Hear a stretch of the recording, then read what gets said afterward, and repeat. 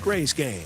Preview today's starting pitching matchup. Give you our keys to the game. Plus, we'll hear from manager Craig Stammen. From the Padres Radio Network, here's Sam Levitt.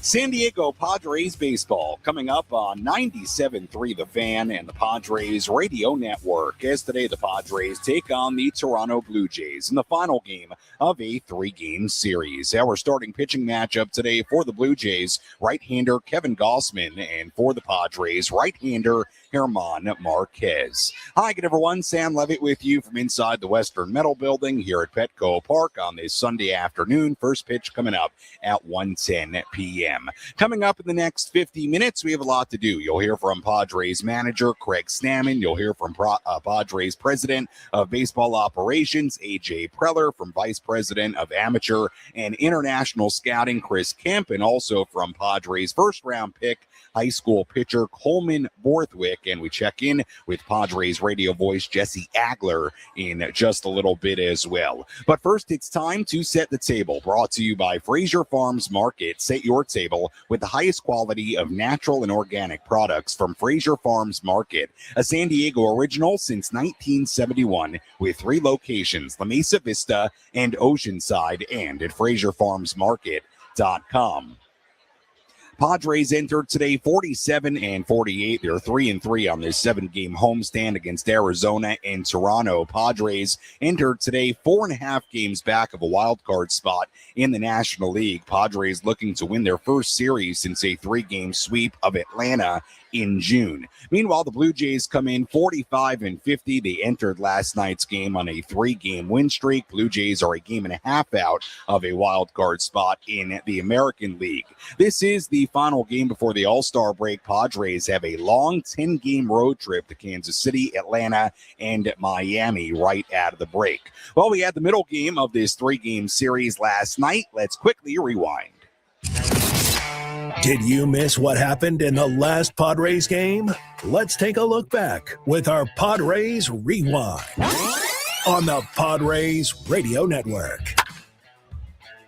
Well, last night's game was kind of ridiculous early on. Padres took a 2-0 lead without the benefit of a hit in the first inning. Walker Buehler then walked 4 and allowed 4 runs in the second. Blue Jays had a 4-2 lead. Bottom 2, Trey Savage again lost his command. He issued 3 walks to load the bases. Manny Machado dug in. Here's the pitch. Machado swings, lines it into left center field. That's going to get down. And a base hit for Manny. Song has scored. Merrill's right behind him. It's a 2-run single and a 4-4 game. A 4-4 game after 2 innings. Savage was done. Buehler also done. In the first 2 innings of last night's game, the teams had combined for 8 runs on 4 hits, 11 walks, 7 for Savage, 4 for Buehler. We were tied at 4 in the third, 2 in scoring position for Sung-Moon Song. First pitch on the way from Mako is lined up the middle into center and a base hit. France will score. Cronenworth's right behind him. Sung-Moon Song, a 2-run single. And the Padres are back ahead at 6-4. Padres led at 7-4 after 4 innings. Matt Waldron did a really nice job. 3 scoreless innings in relief. Padres still led 7-4 going to the top of the 6th inning. The Blue Jays put 2 on base for Vladimir Guerrero Jr. This one in the air, a mile to deep left field. Forget it. Sheets will watch, and Vladdy has tied it with 1 big swing. A long 3-run homer, and we're going to start fresh again. 7-7 here in the 6th. We were tied at 7 going to the bottom half of the 6th inning. Left-hander Mason Fluharty on the mound for Toronto. He got the first 2 outs, but then it was Ty France. The lefty set. Now the 9th pitch of the at-bat. France hits it in the air, deep to left field. Clase is back. This one gonna go! Western medal for Ty France. His 11th home run of the year has put the Padres back ahead. It's 8-7. Toronto would put the tying run on second base in the 9th inning against Mason Miller. Padres still up 8-7. Miller comes set. 0-2 the pitch. Okamoto swings and misses, strike 3. Mason Miller takes care of business in the 9th as the Padres beat the Blue Jays 8-7. Teams combined for 15 runs, 16 hits, 17 walks. And it's the Padres who will shake hands at the end of the night. Hard-fought victory for this ball club. Offense took advantage of all of the walks today, and the Padres get a nice victory here. Sets up a rubber game tomorrow in the final game before the All-Star break. And here we are, the rubber game of this 3-game series with first pitch coming up at 1:10. As we get ready for this one here at Petco Park, let's go inside the Jerry Coleman Broadcast Center. Let's take a trip up to the Padres broadcast booth for a deep dive on today's matchup with Jesse Agler in our Padres game preview on the Padres Radio Network.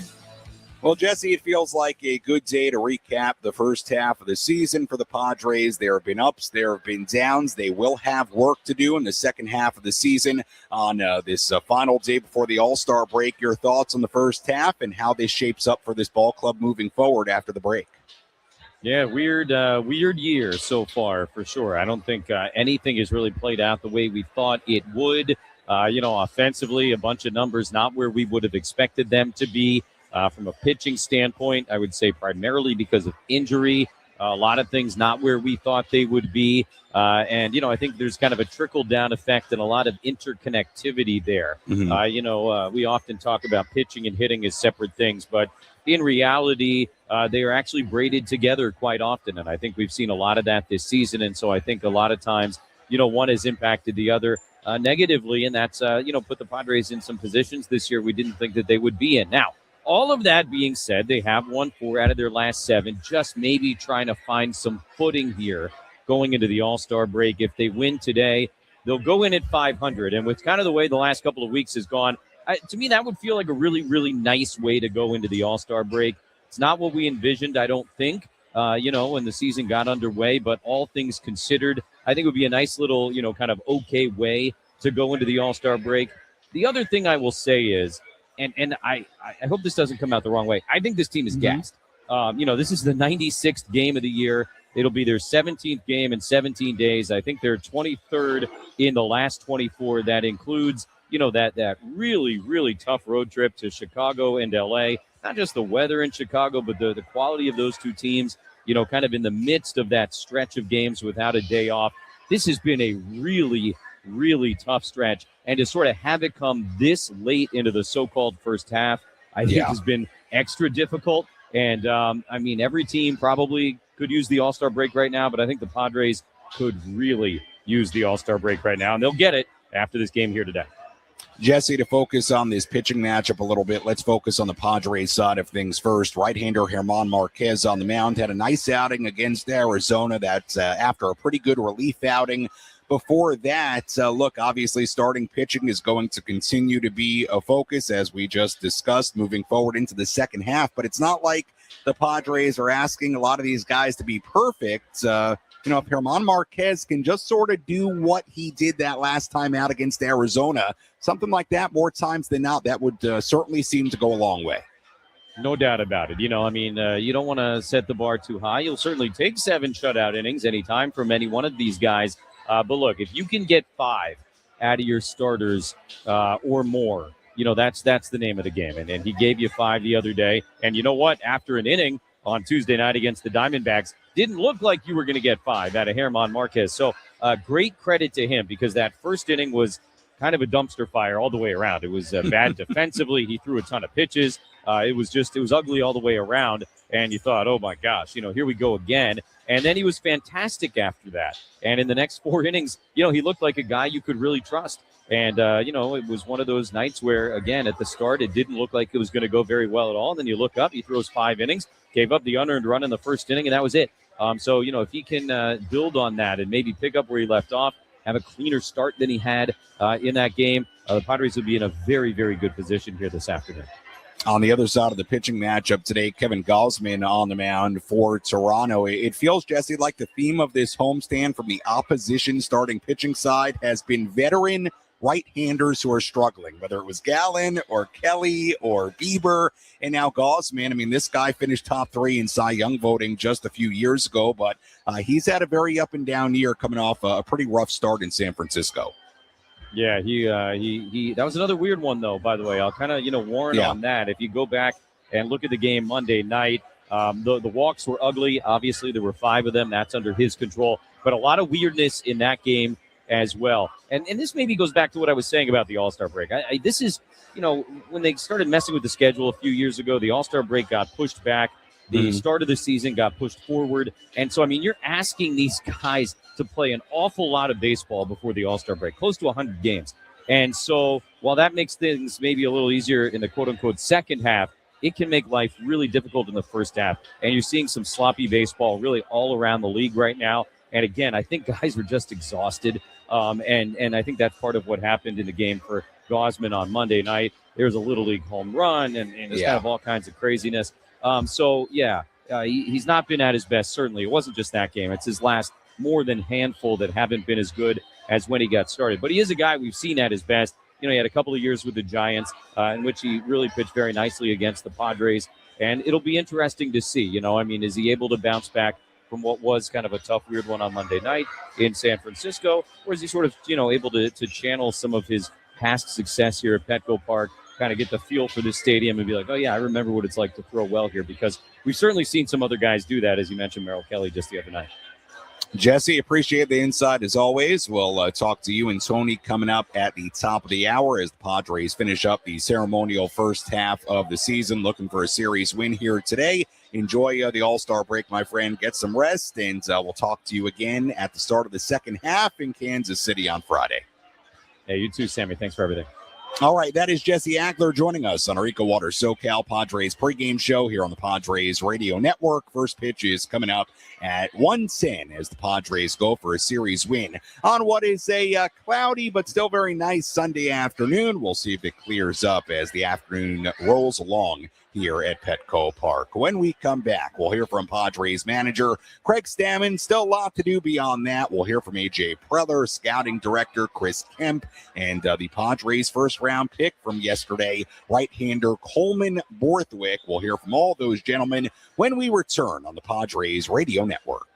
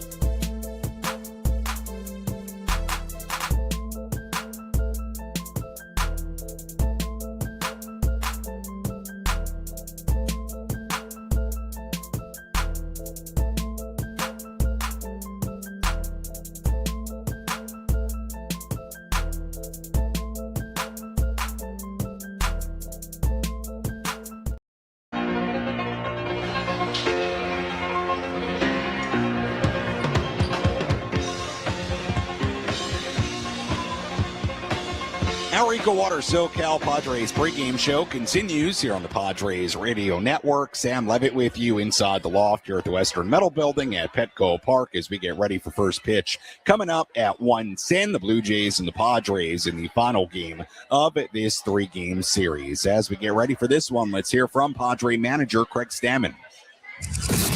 Let's pull up a seat in the manager's office and hear from Padres skipper Craig Stammen. Served up by Sinley Food. If you've had better chicken, you must be a rooster.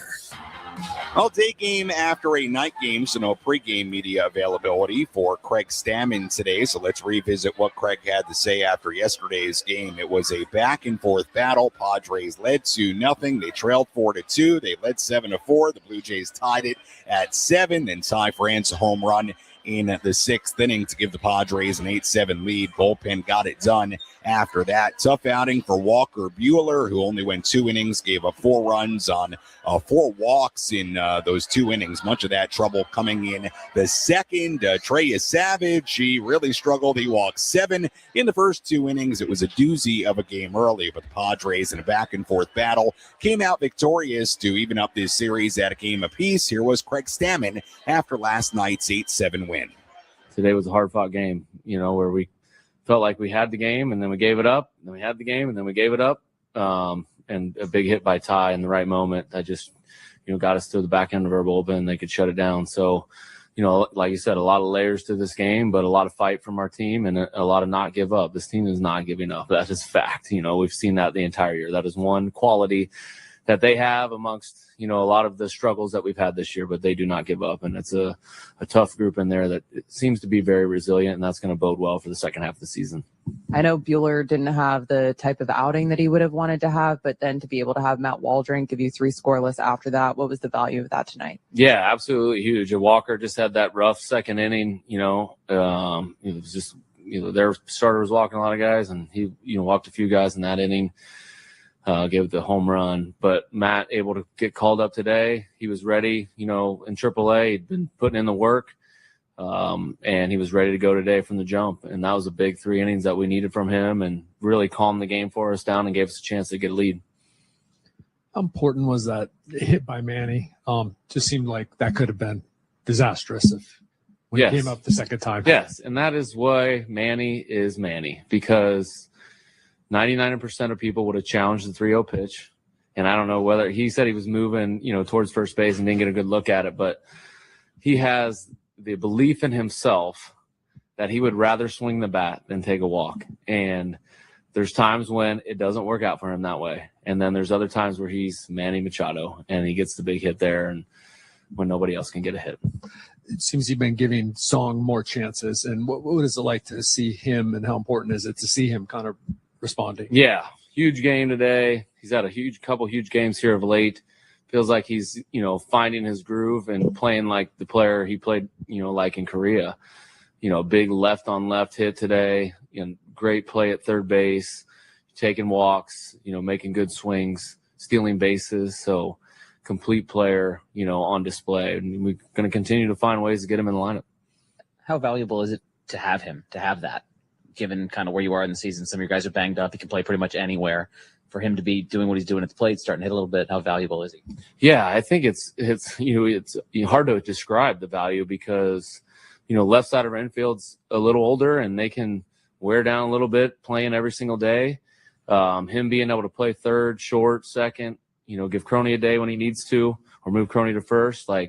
Hopefully, the game plan is to keep these guys fresh for the end of the season so they can get hot and we were playing our best baseball at the end. We've talked a lot about it with the injuries and, mixing and matching and trying to figure it out. Like the offense, we've got guys that are going to be here for a while and they're hit for a long time in their career. And for them to kind of carry the team a little bit is a little bit of what we need. If we get them hitting like they did tonight, I feel good about our chances in the second half. The pitching is going to figure itself out. We got a great group of pitchers and pitching coaches that are going to work together and get that thing right. Walker was your most consistent starter for a while. How do you get him out of this really rough stretch he's had last year? Yeah, hopefully, maybe a little bit of break over the All-Star break. And, he's not a spring chicken either. He's got a lot of innings under his belt. And, maybe he just needs a little bit of a breather. But you can definitely see, he's not as sharp as he was back in June. And, we'll get him right and get him back to that pitcher that we saw that was very effective for us. That was Padres manager Craig Stammen last night after the 8-7 win for the Padres as they even up this series at a game apiece. And now the Padres flip the page to the series and homestand finale here on this Sunday afternoon. Padres going for a series win. Let's take a look at the Padre lineup today. Looks like this on this Sunday. There was a late scratch from today's lineup. We'll tell you more about that in our next segment. But the lineup today looks like this. Fernando Tatis Jr. in right field leading off. Jackson Merrill in center field batting second. Xander Bogaerts at shortstop batting third. Manny Machado, the DH, batting cleanup. Gavin Sheets in left field batting fifth. Ty France at first base batting sixth. Jake Cronenworth at second base batting seventh. Rodolfo Duran doing the catching batting eighth. And Sungmoon Song at third base batting ninth with right-hander Herman Marquez on the mound today for San Diego. Let's tell you who's hot, who's not. Which player is locked in at the dish? Who needs to step up their game? This is Who's Hot, Who's Not. Presented by ASAP Drain Guys and Plumbing, a division of Anderson Commercial, your full-service plumber serving San Diego County. A couple of guys we'll focus on in the hot category. Manny Machado, his last 6 games, batting .333 with 2 home runs and 6 RBIs. Jackson Merrill batting .308 with 2 home runs and 7 RBIs in his last 10 games. In the not category, Gavin Sheets, who is back in the lineup today, is 0 for 14 in his last 5 games. And that's a quick look at who's hot, who's not, as we get ready for first pitch coming up at 1:10. Now let's take you around the horn. Let's examine the most important news and the latest information you need to know in the world of Major League Baseball. Sam Levitt takes you around the horn. Presented by Valley View Casino and Hotel. Get ready for Major League winning when you join Valley View Casino and Hotel's Players Club and receive over $200 in free instant offers. Visit valleyviewcasino.com to learn more today.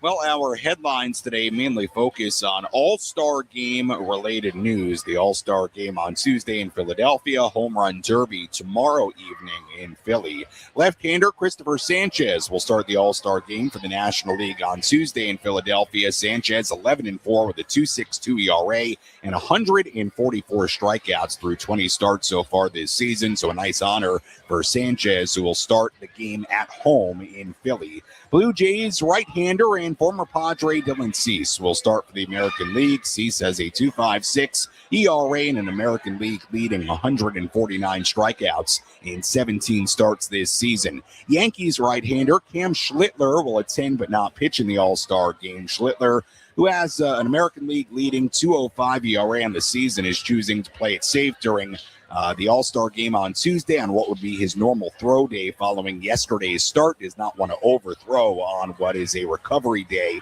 And finally, Brewers right-hander Jacob Mizorowski was scratched from his scheduled start today against the Pirates because of arm fatigue. He will now also miss the All-Star Game on Tuesday in Philadelphia. Mizorowski saying earlier today he will not require a stint on the IL, should be ready to pitch after next week's All-Star break. And that is a quick look at some of the headlines from around the major leagues, with the All-Star Game looming Tuesday in Philly. When we come back, we'll hear from Padres President of Baseball Operations, A.J. Preller, plus we'll hear from Padres Vice President of International and Amateur Scouting, Chris Kemp, and we also hear from yesterday's first-round pick number 21, yesterday for the Padres overall in the MLB draft. That is right-hander Coleman Borthwick. We hear from that young man when we return on the Padres Radio Network.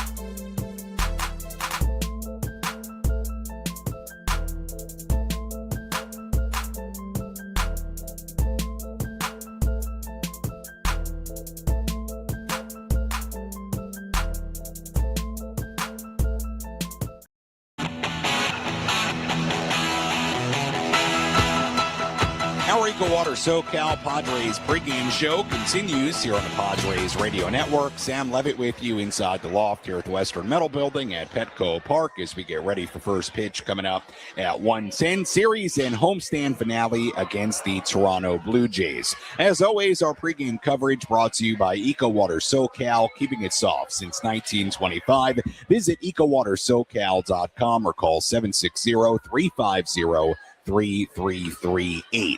Padres did have a late scratch from their lineup today. Let's tell you more about it. Who's in? Who's out? This is the Bada Fulkerson Injury Report, presented by San Diego's Bulldog Injury Attorneys, who hope you're never in an accident. But if you are, make Bada Fulkerson the first call you make. Hit them up 24/7 at BadaFulkerson.com.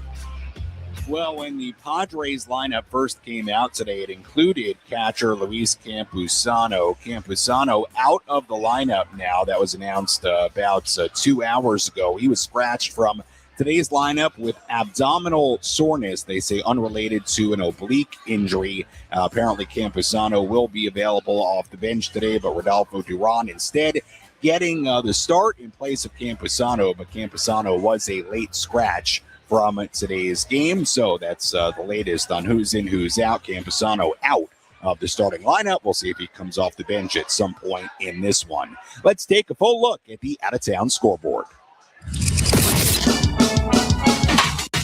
Let's take a trip around the bigs to highlight the scores that matter most with our out-of-town scoreboard. Presented by Jensen Premium Beef Patties. Always a hit for grilling. Full look at the out-of-town scoreboard on this Sunday. Pirates beat the Brewers already today, 14-5 in Pittsburgh. We've got a bunch of games going on right now. Orioles ahead of the Royals, 3-2 in Baltimore in the 6th inning. Yankees and Nationals are tied at 2 in D.C. in the 7th. Mets lead the Red Sox 2-0 in New York in the 8th inning. Cubs ahead of the Reds 5-4 in the 7th inning in Cincinnati. Guardians lead the Marlins 3-1 in Miami in the 6th inning. Phillies blanking the Tigers 5-0 in Detroit in the 7th inning. Mariners leading the Rays 7-0 in Tampa Bay in the 7th inning. Twins lead the Angels 3-1 in Minnesota in the 6th inning. White Sox ahead of the A's 6-1 in the 5th inning in Chicago. Braves 2, Cardinals 1 in the 4th inning in St. Louis. Rangers lead the Astros 3-0 in Arlington in the 3rd. We've got 2 games yet to begin. Aside from this one, Rockies and the Giants in San Francisco at 1:05. D-backs and the Dodgers in L.A. at 1:10. And that is a full look at the out-of-town scoreboard. We'll have much more on all those games coming up a little bit later during our post-game coverage. Well, yesterday was the first round of the 2026 Major League Draft. The Padres, with their first pick in the draft yesterday, 21st overall selection, they selected right-hander Coleman Borthwick, a right-handed pitcher out of South Walton High School in Florida, the Gatorade Player of the Year. High school player of the year in Florida, a 0.21 ERA in 65-plus innings as a high school senior last season. Really talented right-handed arm. Here was Padres Vice President of International and Amateur Scouting, Chris Kemp, on the pick of Borthwick, followed by thoughts from Padres President of Baseball Operations, A.J. Preller. We've been following Coleman probably since his sophomore year. Our area scout, Clint Harrison, down there in the Deep South, has been following that program, Coleman specifically, probably since sophomore year. And he's always been a big-time competitor, performer. We love the way he competes. Ton of strikes, 4 or 5 pitches, and he loves to get after it. Yeah, I mean, I think just hearing from our group and our staff, he's been a guy that's been high on our list now for a few years. And I think, you go on Team USA and you pitch the championship game against Team Japan. That obviously kind of stamps you as one of the top guys in the country. And I had an opportunity to see him this spring, and it's a very unique player. I mean, he's a guy that you don't see somebody that big that controls his body that well, can also play in the field as a shortstop, and honestly, probably could get drafted or go play college baseball as a two-way player.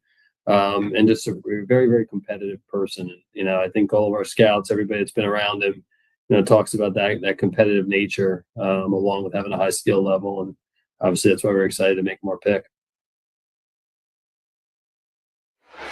That was Chris Kemp and A.J. Preller earlier talking about the selection of the right-hander Coleman Borthwick. Let's hear from the 21st overall selection himself. Here was Borthwick on his evolution as a pitcher and his current pitch mix. Yeah, I've always been a big guy. Like, I've always been a bigger person than pretty much my whole age group. And we have a program in our high school, South Walton High School, has 2 special pitching coaches, and they built their own throwing program based off of Driveline. Driveline's very similar, but they kind of made a hybrid version of it to fit me and the rest of the players at South Walton. And doing that program over the last 3 years has definitely helped me, led to me being a lot stronger, powerful, and mainly durable. That's my big part, is being durable. And that's what they've done to me the past 3 years, and it's helped me so much grow as a human. Yeah, we don't base off of velocity. Like, velocity is great. That's a great thing to have. But the thing that's going to get you drafted, the thing that's going to get you the big leagues, being a competitor and learning to throw strikes while being durable. And that's what we've founded off of that throwing program, is like, we don't want to be our best at the beginning of the year. We want to be the best at the end to win in high school a state championship or Team USA gold medal and a World Series for the Padres. That's my goal, is to be durable at the end, not at the beginning.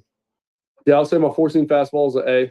It's always been an A because it's kind of like a surprise pitch. I have my 2-seam's an A+. Like, that's my plus, one of my plus pitches that I love to use. It gets early weak contact. Nobody could really barrel it. And it's a pitch I can throw wherever I want. I can throw pretty much all my pitches wherever I want, and that's something that kind of separates me. Sliders an A, I would say. Slider is elite. It could get better for sure, but it's a pitch that's kind of like my K pitch. Like, because I go 2-seam in, slider away, and it's kind of like my in-out pitch, kind of back people off and bust them the slider away for a reach pitch. Then my changeup, it's probably a B. It's an average pitch, but it's a pitch that I'm definitely going to work on. I didn't really need it in high school. It's kind of a pitch that I would kind of like pull out of my back pocket on good hitters in high school, but it's a pitch that I'm definitely going to work for in the future. That was Padres' first-round selection, Coleman Borthwick, earlier talking about his development as a pitcher and his pitch mix. Certainly the best of luck to Borthwick in his professional career. Congratulations to Coleman Borthwick, the newest number 1 overall pick, as far as, well, not number 1 overall pick, but Padres' first-round draft selection, newest Padre prospect, we'll put it that way, and excited to see his progression in the days, weeks, and years to come. First pitch coming up at 1:10 here at Petco Park. Let's give you our keys to today's game. How will the Padres unlock a win today? These are the keys to the game. Presented by Rock and Block Turf and Hardscapes. Beautiful artificial turf that stays green all year long. Trust and experience. The job isn't done until it's done right. See them at rockandblocklandscape.com. Key number 1, victory against Vladimir Guerrero Jr. is 4 for 12 with 2 home runs, 6 RBIs in his last 3 games. Vlad Jr.'s 6 home runs are the fewest he's had in a single season before the All-Star break. But again, he has 2 home runs in his last 3 games, so got to be careful with Vladdy here today. Key number 2, be okay against Okamoto. Kazuma Okamoto homered for the Blue Jays on Friday, a go-ahead 3-run shot, 22 home runs this season. He's homered in 3 of his last 5 games. Okamoto went 0 for 4 last night. That was much, much better. Padres did a good job against them. We'll see if they can do that once again here today in the final game of this series. And key number 3 for the Padres, jump on the starter. Padres have done a good job against Blue Jays starting pitching in this series. Friday, they got 2 early runs against Shane Bieber. Yesterday, 4 early runs against Trey Savage. Toronto's rotation has a 5.61 ERA in their last 7 games. So the question is, can the Padres do damage early today against Kevin Gausman? We're going to find out, and that's a look at our keys to today's game. When we come back, we'll hear from Padres president A.J. Preller, president of baseball operations and general manager A.J. Preller, on the team's first half, on the second half, the trade deadline, and more. That comes your way after this.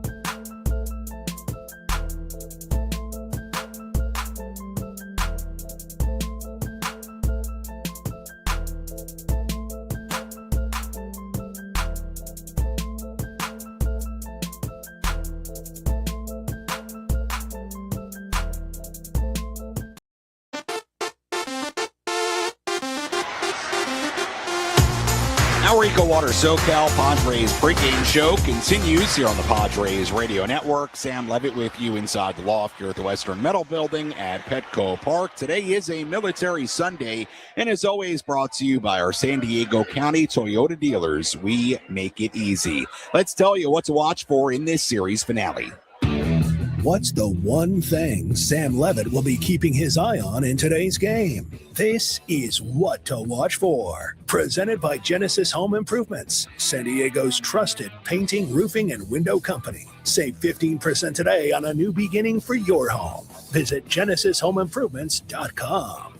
What to watch for in today's game? How does each manager deal with their respective bullpens today? Last night's game required a combined 9 relievers. Blue Jays last night had Mason Bluharty through 28 pitches, Braden Fisher through 27, Spencer Miles 39, Adam Macko 37. The Padres, Yuki Matsui, Adrian Morjon, Wandy Peralta, and Bradley Rodriguez have all pitched 2 of the last 3 days. So both these bullpens are taxed right before the break.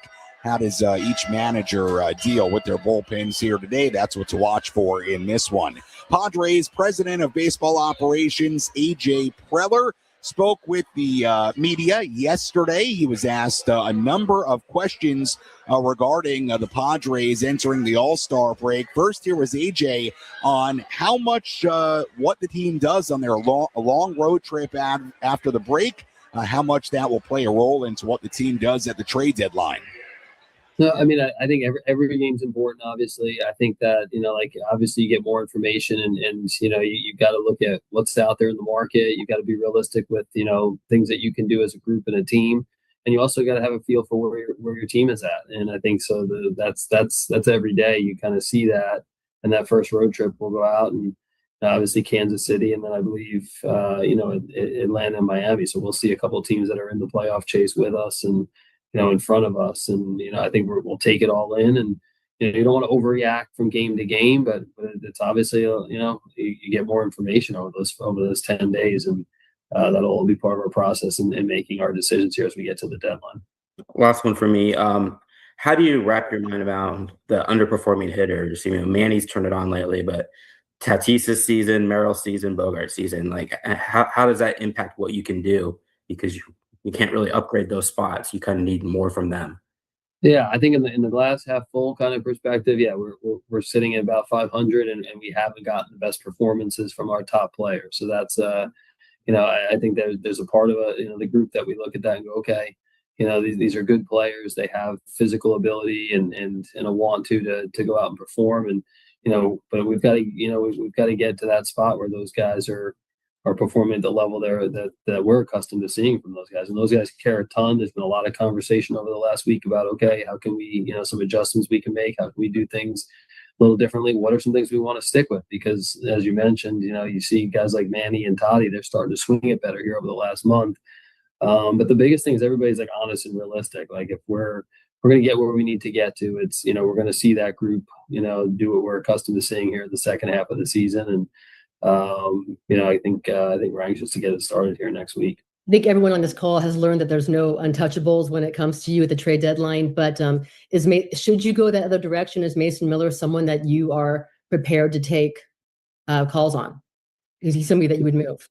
Yeah, I think it's for right now, Marty. It's let's get ready for day 2 of the draft tomorrow, and let's go win a couple more games and hopefully put our team in a better spot. Obviously, Mason's the best in the game, so you're always going to have people that are they're going to be interested in somebody that's the best at their craft and what they do. When we made the deal last year, he's performed as good as you can want somebody to perform, and we made the deal with the intention that Mason's going to be here for a long time, and he's done an unbelievable job. And our intent is still the same as when we made the deal last year. And last question, I'm sorry. How would you evaluate the job that Craig Stammen and his coaching staff have done this season? Yeah, I mean, I think for the group again, it's I think overall for Craig, he's done a lot of really good things in terms of his process, the way he goes about things with the staff. He'll be the first to tell you that from a win-loss standpoint, he would he'd love to do better. I'll be the first to tell you that it's not a perfect roster he has. That ultimately we've had a lot of injuries like a lot of teams do, but If you look up and, no Pavetta, no Darvish, no Musgrove, some bullpen injuries, some position player injuries, no Laureano. And the biggest thing with Craig and why he's, good at what he does, why he was a good player, why he's continues to he's going to continue to grow as a manager. He's open to learning and growing, and, he'll talk and be like, yeah, there are some things that I can do better. And I think for us as a staff, we try to do that as an organization. He's doing that from his standpoint. And, him and the group are working very hard, and they're looking to get this thing turned around. And I think he's the first that'll go into the second half saying, yeah, I'm going to make some adjustments here, some things that I can work on, that I can do better. And that's usually where this thing starts. So we hired him for a reason. We believe in what he brings to the table. He's been in this organization a long time. We're very familiar with him. And again, I'm expecting the team to play well in the second half with him leading the group.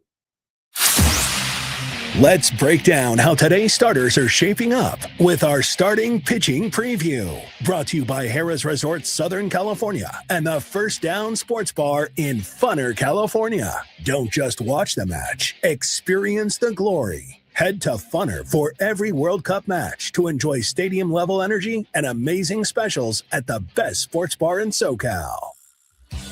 On the mound for the Blue Jays, right-hander Kevin Gausman, 35 years old. He's 4-8 with a 4.32 ERA, 106-plus innings this season, 108 strikeouts, 29 walks. His last start, not particularly good against San Francisco. 7 runs allowed, 4 earned in 5 innings and a third. Gausman has an 8.38 ERA in his last 4 starts. He has a 6.5 ERA since the beginning of June. He was good to begin the year, a 3.13 ERA through May. Former Giant has 8 career starts against the Padres, a 2.85 career ERA against San Diego. He tossed 7 scoreless innings against the Padres last May in Toronto.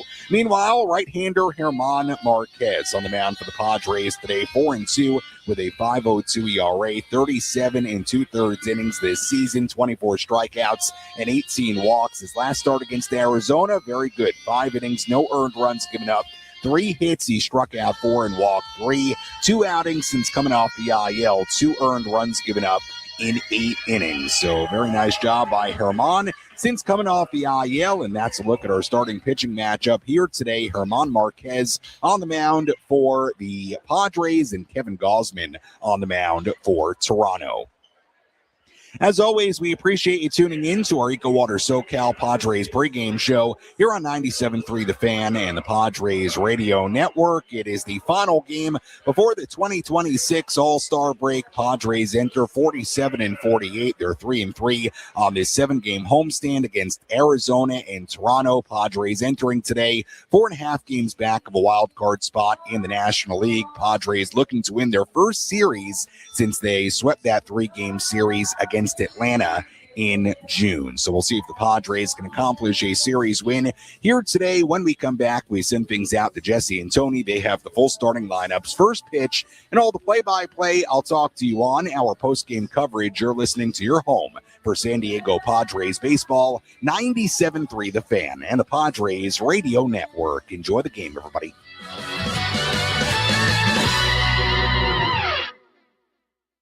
Nobody likes an old, yuck, ugly bathroom, so contact Miramar Kitchen and Bath. They're